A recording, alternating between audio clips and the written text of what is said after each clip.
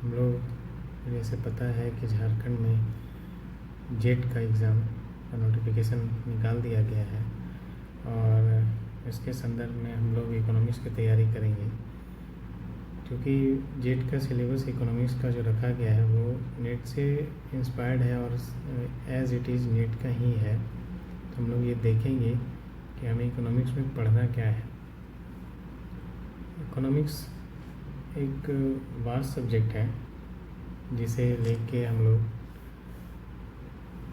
आगे तक जा सकते हैं और बाकी एग्ज़ाम की भी तैयारी इसी के दौरान की जा सकती है।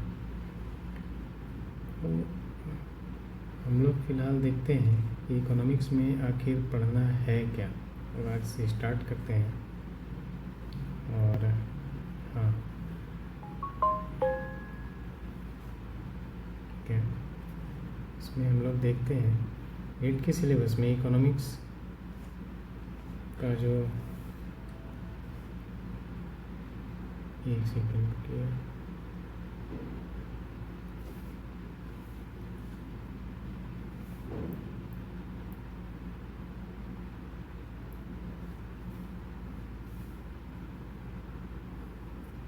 इकोनॉमिक्स में हमें यूनिट 1 में माइक्रो इकोनॉमिक्स पढ़ना है, जिसमें हम छोटी चीज़ों के बारे में जानते हैं। इकोनॉमिक्स के अंदर जो छोटी छोटी चीज़ें होती हैं, माइक्रो लेवल पे होती हैं, उसे हम लोग देखते हैं।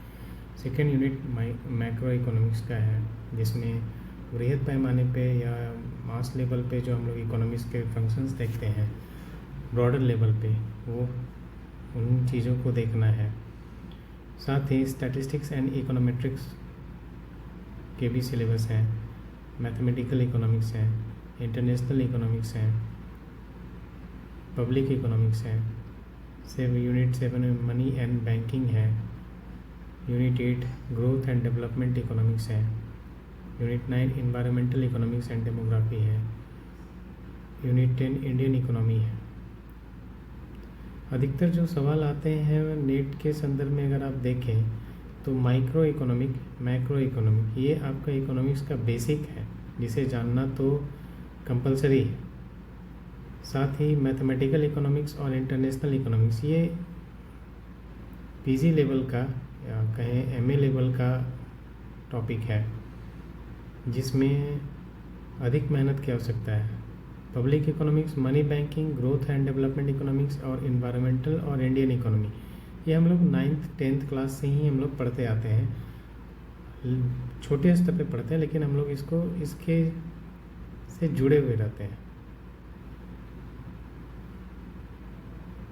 आज हम लोग देखते हैं माइक्रो इकोनॉमिक्स। माइक्रो इकोनॉमिक्स है क्या? जब हम किसी इकोनॉमी को छोटे स्तर पे देखते हैं तो उसे हम माइक्रो इकोनॉमिक्स कहते हैं। Economy in a smaller sense, when we study economics in a smaller sense और in a smaller context, for example for a firm economy या state level economy. State level economy में भी छोटे स्तर पर जो इकोनॉमी है, कंज्यूमर लेवल पे, इंडिविजुअल लेवल पे, छोटे फर्म के लेवल पे, उन सारे चीज़ों को हम लोग जब देखते हैं तो वो माइक्रो लेवल पे जो हम लोग देखते हैं वो इकोनॉमिक्स माइक्रो इकोनॉमी होता है। इसके साथ माइक्रो इकोनॉमी तो हम लोग देखते हैं माइक्रो इकोनॉमी, माइक्रो इकोनॉमी, इसमें आप individual, small industries, small farm,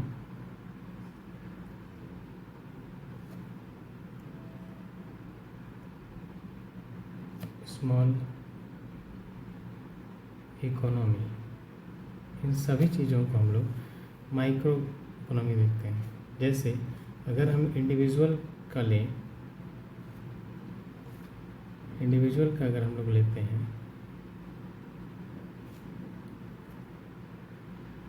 individual का अगर लेते हैं, इंडिविजुअल कहने का मतलब कंज्यूमर,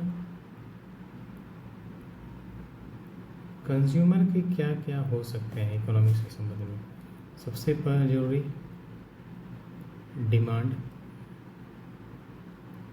डिमांड को फुलफिल करने के लिए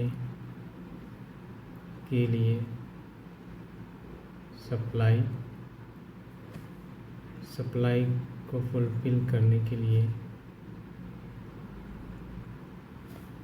आपकी income in the sense of एक इंडिविजुअल का जो इनकम है,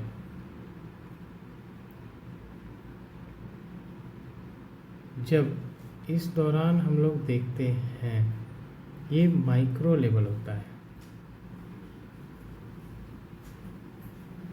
और इस इकोनॉमी को हम लोग माइक्रो इकोनॉमी कहते हैं।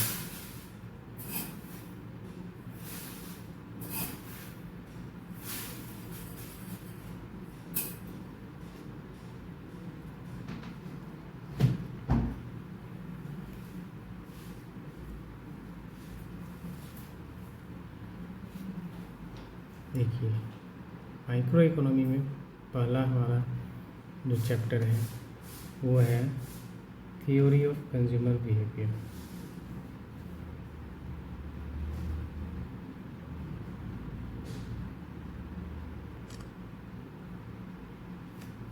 Theory of consumer behavior. That means how consumer behave, how to behave, behavior of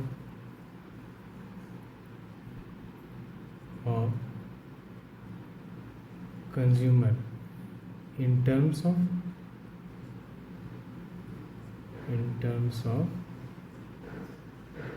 demand,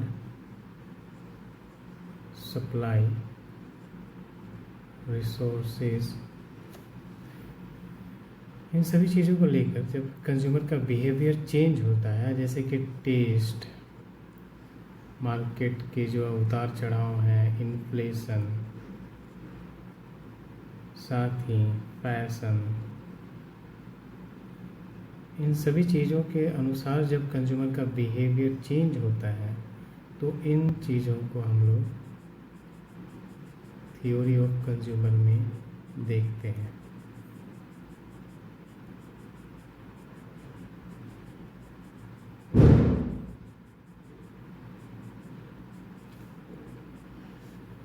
second, theory of production and cost.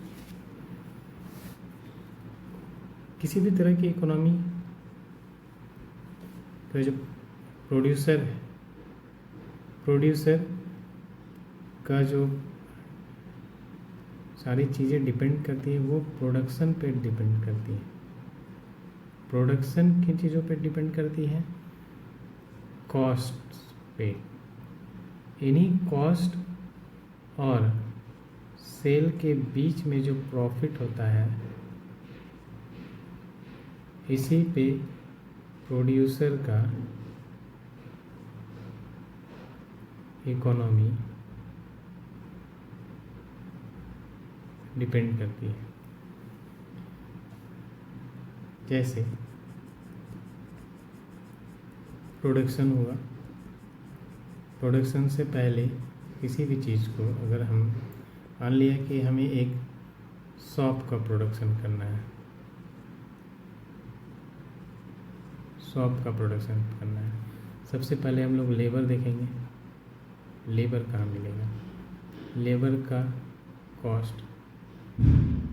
Land देखेंगे जिसमें फैक्ट्री की स्थापना हो सके, उसकी रेवेन्यू। उसके साथ फाइनेंसर देखेंगे जिसे हम इंटरप्रेन्योर बोलते हैं, उसकी प्रॉफिट मैक्सिमाइजेशन। इतनी चीज़ों को जब हम लोग देखते हैं, उसके बाद हम जो प्रोड्यूस कर रहे हैं उसका मार्केट है या नहीं। मार्केट है तो मार्केट तक का पहुंच, कनेक्टिविटी, जब इन सारे चीज़ों को हम लोग देख लेते हैं तब कोई भी आइटम या गुड्स वो मार्केट में आता है और then it goes for sale और रिटेल। तीसरी चीज़ है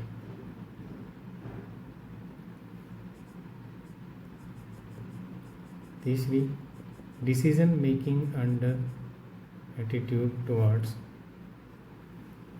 रिस्क। रिस्क किन चीज़ों का, रिस्क किन चीज़ों में हो सकता है?